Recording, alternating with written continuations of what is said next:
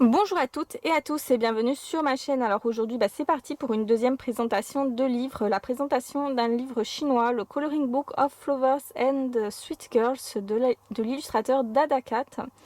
C'est un livre qui est magnifique. Si vous êtes fan de Lolita, de Magical Girls ou simplement de tenues très girly avec plein de froufrous, de petits nœuds, de dentelles, franchement ce livre est pour vous, à condition bien sûr que le style manga ne vous dérange pas.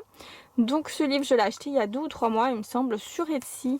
Il vient avec une planche de stickers, vous voyez ces petits stickers, et aussi avec une espèce de poster. Donc là vous avez la fille de la couverture. Et là vous avez une autre fille. Et quand vous ouvrez le poster, vous avez toutes les filles en version chibi, en version SD. Moi, je les préfère en version normale, mais bon, ma foi, elles sont plutôt mignonnes en version chibi. Donc vous avez toutes les robes des filles. Si vous n'avez pas envie de vous casser la tête et que vous avez envie juste de reproduire les tenues de l'illustrateur, pourquoi pas, voilà, là on vous offre la possibilité de le faire, d'autant plus que chaque robe représente une fleur et que vous avez le nom de chaque fleur en anglais et pas juste en chinois. Donc vous allez pouvoir faire les recherches de votre côté pour savoir de quelle couleur on peut trouver telle ou telle fleur. Donc on commence avec la page de garde qui annonce bien la couleur, qui est juste magnifique. Vous avez voilà chaque héroïne, chaque fille en chibi. Alors déjà ça va prendre pas mal de temps à faire si vous souhaitez colorier chaque fille en chibi. Et après voilà, on passe aux choses sérieuses. On a donc chaque robe exposée telle comme dans une vitrine en fait. Vous avez le nom de la fleur en anglais et vous avez l'héroïne, le personnage qui va porter la fameuse robe en question. Donc là on a le lys. Alors cala ça veut dire aussi tais-toi en espagnol. Donc si votre petite amie espagnole vous offre des lys, ça peut vouloir avoir un sens caché, faites attention. Alors le papier est de bonne qualité quand même. Donc je dirais ni trop fin ni trop épais. Bon, après c'est du recto verso, mais vous n'avez peut-être pas forcément envie de colorier la petite robe à l'arrière, donc si vous n'avez pas envie, vous pouvez sortir vos feutres à alcool tout simplement. Donc là on a la camomille, c'est si vous êtes énervé, vous finissez ce coloriage et là vous sentirez tout de suite les bienfaits de la camomille. Donc le jasmin, l'œillet,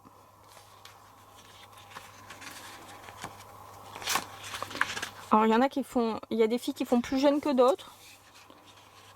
Elles sont toutes très très mignonnes.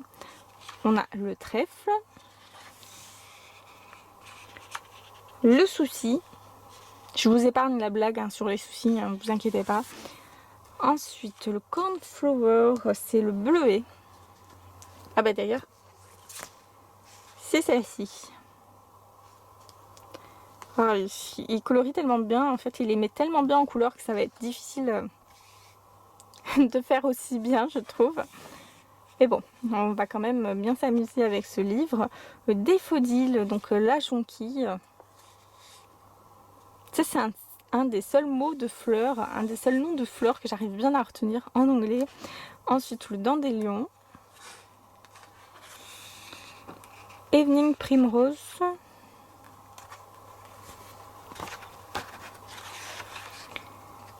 Freesia. Le fuchsia. Garden Pansy. J'aime bien ce coloriage parce que vous avez les étoiles et la lune qui tiennent à des fils. Donc c'est comme si elle était en train de donner une représentation théâtrale. Je trouve ça vraiment mignon. Le géranium. Celle-ci aussi, sa petite jupe en fleurs, là, très très jolie.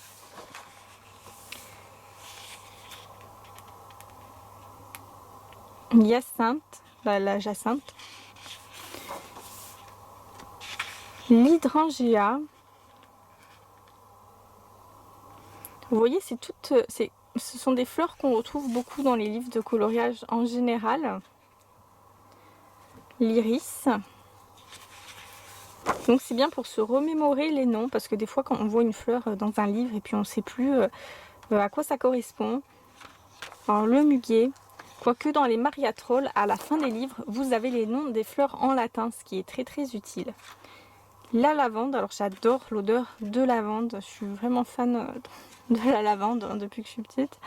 Lily, ça c'est encore le lys, mais un autre lys, celui qu'on voit le plus hein, dans les livres de coloriage en général d'ailleurs. Le tournesol, c'est une de mes fleurs préférées, d'ailleurs l'illustration est magnifique. Mock Orange, alors, je sais plus à quoi ça correspond. Morning Glory, alors ça c'est la belle de jour.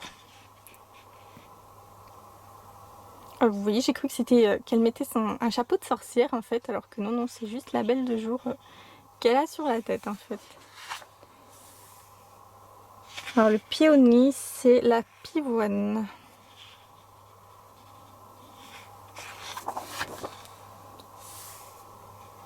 Le corn poppy, alors ça doit être le coquelicot.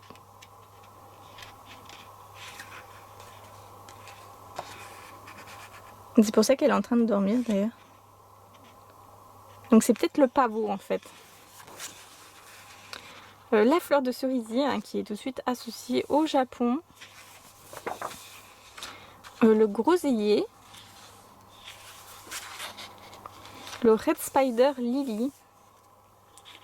Alors je sais plus le nom français, mais ça c'est une fleur qu'on voit beaucoup dans les animes japonais. C'est une fleur qui est rouge, donc d'où le nom Red Spider à mon avis.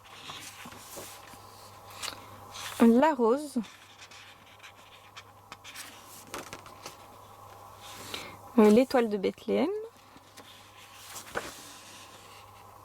Sweet Pea, alors ça je ne sais plus non plus.